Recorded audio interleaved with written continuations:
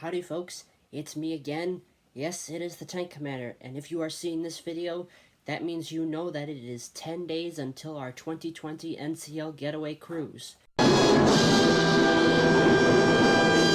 And we are getting back into the series today of the most useless, pathetic, and obsolete tanks of World War II. Now, before I get underway, I just want to let everybody know, because of last video, it seems like people are having a bit of a knack for viewing the video, but not commenting on it.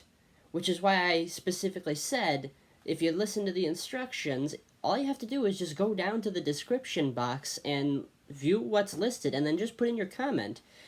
And, well, what got unfortunately worse is that everybody who put in a comment voted something different. So, for this video, I'm not doing any of those that were voted. You what? In fact, what we are going to do is what I have right here. Ladies and gentlemen, what you see here is the Japanese Type 94 TK, which is the Type 94 tankette. Now, this tank was produced between 1935 and 1937 by the Imperial Japanese Empire. And it was a very light vehicle, weighed only 3.75 tons. Now, that's U.S. tons, not Imperial tons. And it was covered by 8 millimeters of armor most places, and had 12 millimeters of armor at the thickest. And it was powered by a Mitsubishi Franklin air-cooled inline 4-cylinder gasoline engine, which had a horsepower of 32, and that gave it a top speed of 25 miles an hour. And its initial armament was a 6.5mm Type 91 machine gun. Later models of this had the Type 92 7.7mm machine gun. Now, I wanted to talk to you guys about this because the reason why I say this tankette, now I say this again, tankette.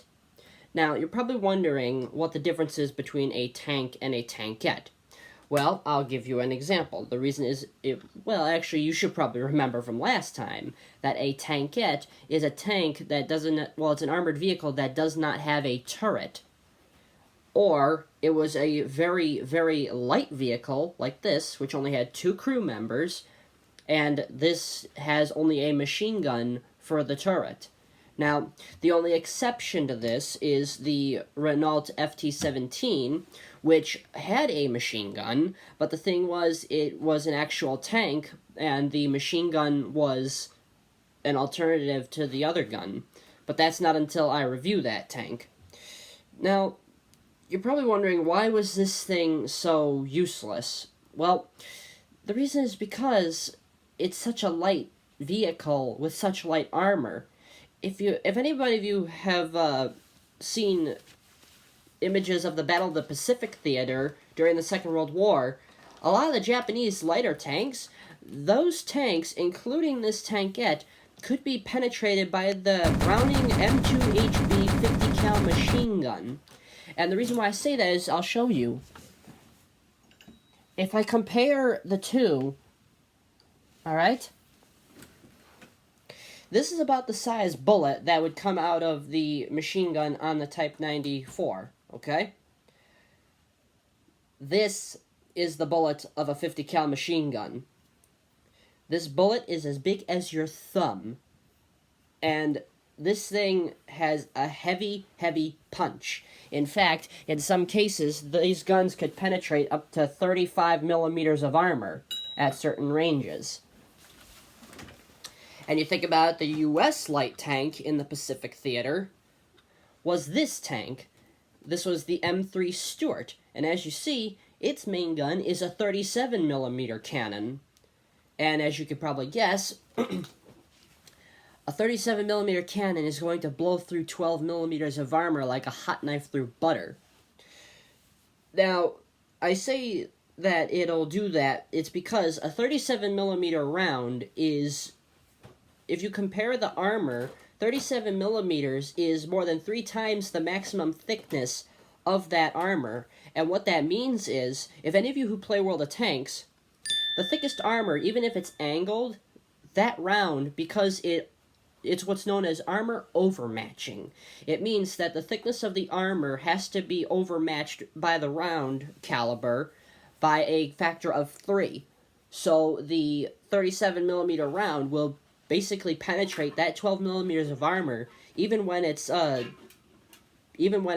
angled at more than 45 degrees away from it, which is not a very good thing if you're going to be in a light tank like this. Now, they were not used very much. The main use that they had between 1935 and 1937 was the Second Sino-Japanese War, which lasted until 1938. And these things were used en masse by the Japanese, the 10th Division and the 5th Division of the Japanese Army, and they were used en masse in the Battle of Kyajuang in 1938. Well, the problem is, these things were all right, but the problem was their armor just would not withstand things. To put an example, the Chinese had suicide bombers. Boom! Which were basically men that had explosives strapped to their chest.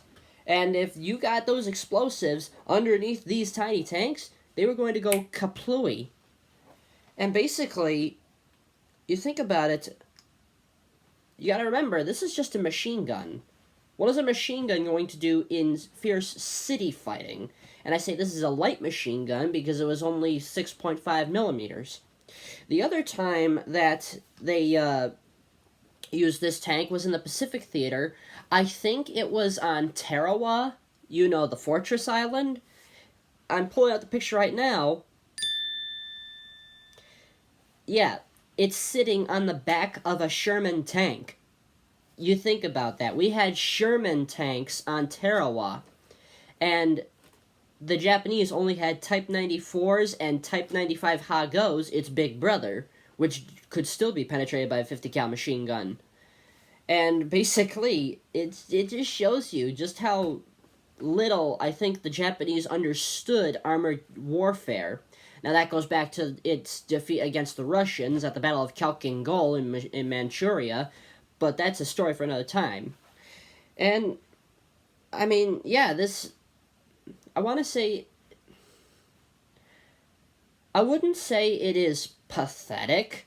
I mean, it was their first attempt, one of their first attempts at an armored tankette vehicle with a machine gun. But basically, by the time it was put into service, it was just useless. It was hopelessly obsolete. And yes, in case you're wondering, I did customize this with a camouflage scheme. I built this a few years ago. But, yeah, so basically, that type of armored warfare with tankettes and whatnot, it was the same problem for the Italians. The Italians had the same issue. Anyway, that basically sums up this video. It just shows you that a tankette just is not worth it if you're trying to go into battle against an actual tank. And so, I'm going to explain this again for everybody. So for the next video, if you guys like this video, please hit that like button so I know that you like it.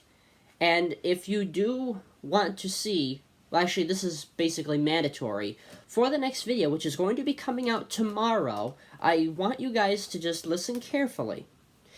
When you open my video on YouTube, you go to the bottom right-hand corner under the video, there'll be a small down arrow. That will open the description box. When you do that, you will be able to read a list of what tanks are left in the listing for the next episode of the most useless, pathetic, and obsolete tanks of World War II. And what I need you guys to do is, I need you guys to vote on the most likely one for next time. And even after you vote, I want you guys to check back on the votes and hit the like button on somebody else's comment or your own, so I know that there are more than one vote for each tank. I need you guys to do that in a quick and simple manner, because remember, now that it's 10 days away, I'm going to be doing one of these every single day. So I'm hoping I can trust you guys on it as good viewers and subscribers. And remember, make sure to subscribe and share. And I hope you guys enjoyed this pre-cruise vlog, and hey, we'll see you guys tomorrow.